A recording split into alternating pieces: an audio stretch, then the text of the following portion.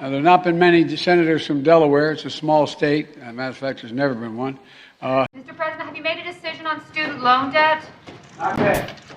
They may not know your name, but you have their gratitude, and that's what public service is all about. It's that what the President's Rank Award is all about.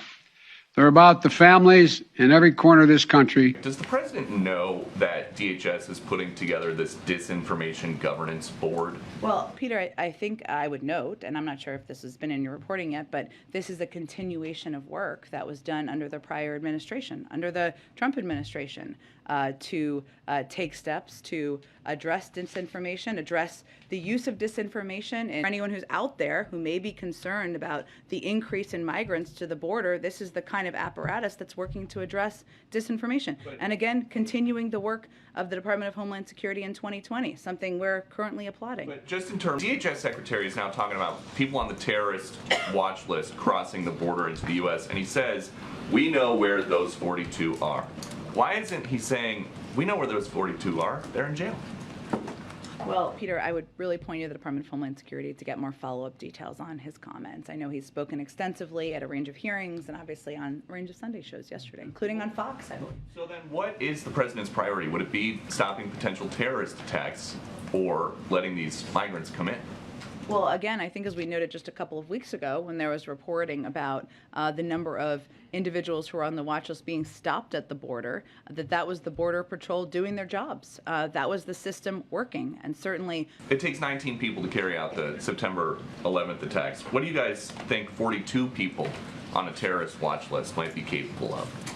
Again, Peter, the number one job of the President of the United States, the Vice President, and certainly the Secretary of Homeland Security is to keep the American people safe. And I think a lot of this reporting you're referencing is an indication that they're doing their jobs and doing exactly what the president wants out of this. Does he want the people on this board to start censoring information that is not helpful to him? Well, let me be clear on exactly what this board does, or what the work they are doing does. And in their announcement, which is publicly available on the Department of Homeland Security website for anyone to read, it says, quote, the primary mission is to establish best practices to ensure that efforts to understand and respond to disinformation are done in ways that protect privacy, civil rights, and civil liberties, and the right to free speech.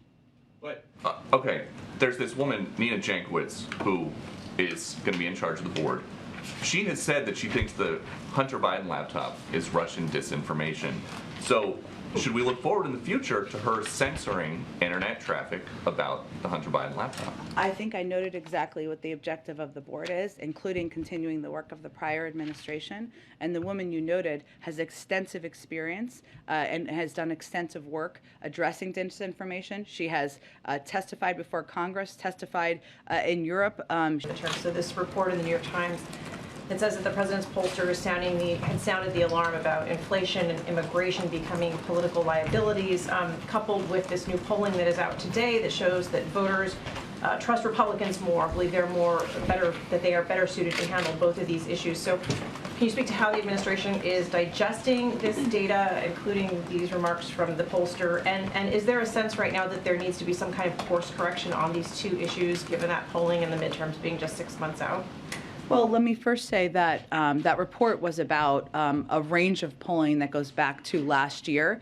And what I would note as you're looking at that is that, one, there's a consistency with a lot of public polling, a lot of what we've talked about here in this room, but also our actions and the efforts that the president has undertaken from the beginning of this administration, unrelated to politics, really focused on policymaking, are unaddressed, have been focused from the first day on exactly those issues, whether it was lowering costs for the American people, making sure we took steps to address a long broken immigration system. Has the White House analyzed at all how much student loan forgiveness would impact inflation?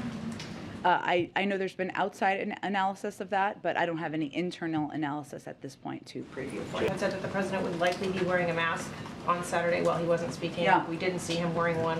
What changed? Was there guidance from the president's physician? I would say we made decisions based on consultations with the president's physician, which I know I noted as well. He was wearing a mask for portions of the behind-the-scenes visit to the White House Correspondents' Dinner on Saturday evening, and a determination was made that he did not need to do that. that while he was on stage.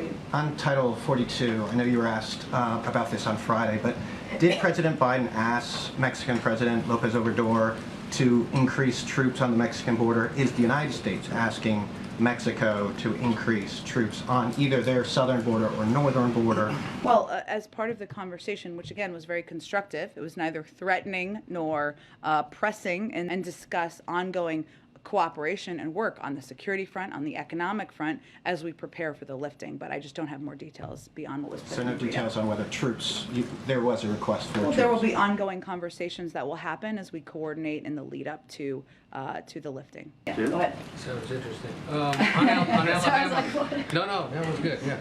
Does the White House believe that to be the case, that immigration could become a very serious liability for this White House come November? Well, I believe that a lot of the reporting in that story dated back to memos from last year as well. And I would note from many of you who were in this briefing room, we talked a lot, I'm looking at you, Peter, a lot about immigration in this room back to last year, in part because the system is so broken. See more activity on the House side. On student debt, how did the White House get from, they'll make a decision on erasing some student debt by the end of August to making a decision in the next couple weeks? Well, by the end of August and in the next couple of weeks is the same thing. So the president isn't speeding up his timeline for making a decision because of political pressure from some within his party? well, I think when we outlined by the end of August, what we conveyed is that is the timeline but through which the pause on student debt goes through. So it was before that time, unless the president decided to extend it.